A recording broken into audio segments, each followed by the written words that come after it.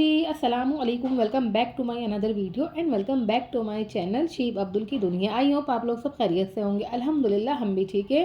सो आज हम आए हैं बेंगलोर पैलेस विजिट करने के लिए। ये है यहाँ का पार्किंग एरिया और Bangalore palace is a historical palace located in Bengaluru, the capital of Karnataka.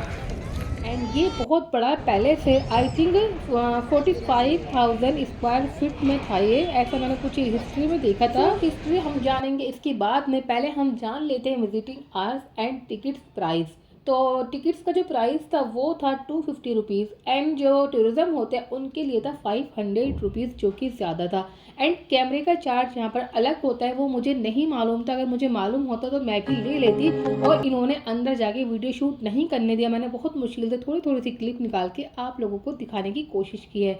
तो टिकट्स के बाद इन्होंने हमें यहाँ एक स्टिकर लगा दिया था और अगर किसी को इसकी हिस्ट्री जाननी है तो वो आप ऑडियो डिवाइड इसकी ले सकते हैं, ठीक है। एंड इसकी टाइमिंग है मॉर्निंग 10 o'clock से एंड इवनिंग 5:30 तक। सो इसकी अब हम कुछ हिस्ट्री जान लेते हैं।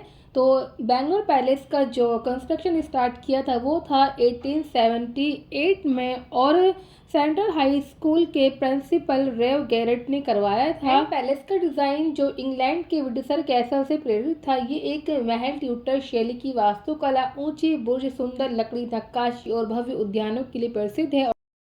एंड अगर आप भी हिस्ट्री या आर्किटेक्चर एंड फोटोग्राफी के शौकीन हैं तो आपको ज़रूर यहाँ पर विज़िट करना चाहिए।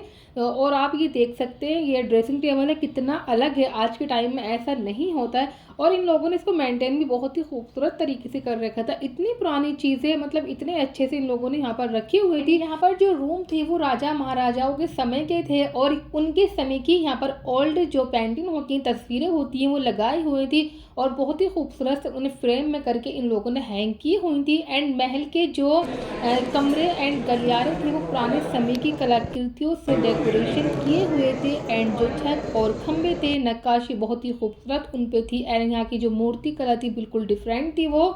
और आप भी बहुत सारी चीज़ें यहाँ पर देख के हैरान रह जाएंगे, जैसे कि यहाँ के छत पे जो लगे झूमर थे। आज के टाइम में आई थिंक ऐसे झूमर नहीं होते हैं। अब हम चलते हैं 10 नंबर साइड। ये मैं इसलिए बता रही हूँ जैसे यहाँ पर 10 नंबर लिखा हुआ है तो हम अपने जो फ़ोन था ये इसमें 10 नंबर टाइप कर देंगे और हमें फिर इसकी हिस्ट्री जानने को मिल जाएगी। तो सबसे जो यहाँ पर मुझे बेस्ट लगा था वो यही लगा था कि हम लोगों को यहाँ पर नॉलेज भी मिल रही थी। तो अगर आप भी इतिहास के शौकीन हैं तो ज़रूर आप यहाँ पर विजिट करिएगा। अपनी लिस्ट में बेंगलोर पैलेस आप लोग ज़रूर शामिल कर लीजिए।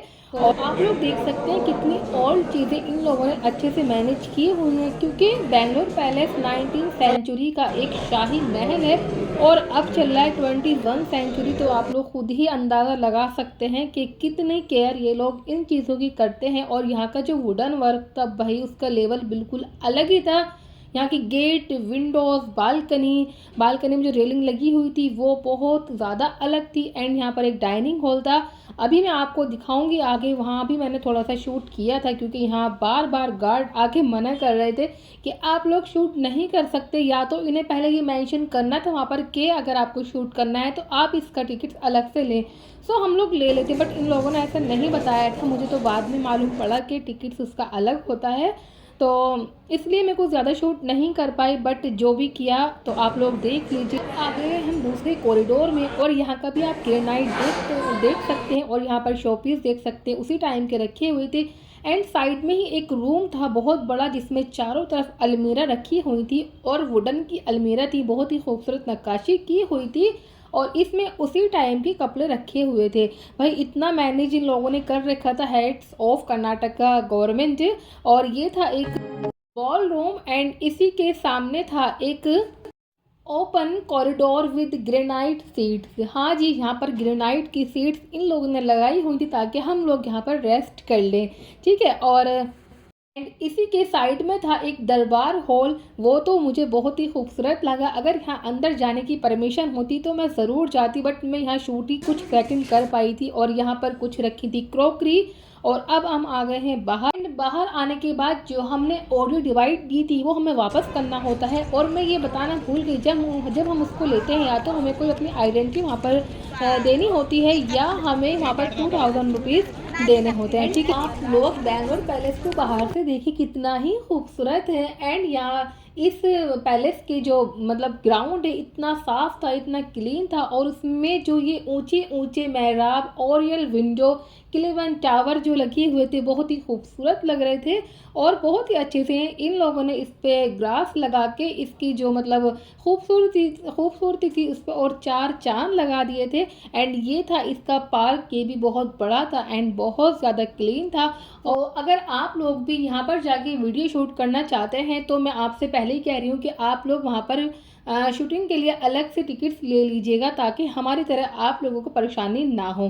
ठीक है, सो आई होप आप लोगों को ये वीडियो पसंद आई हो तो please like share and subscribe कर दीजिएगा। इंशाल्लाह मैं आपको नेक्स्ट वीडियो में मिलूँगी, तब तक के लिए आप लोग अपना ख्याल रखिएगा। अल्लाह हाफिज़।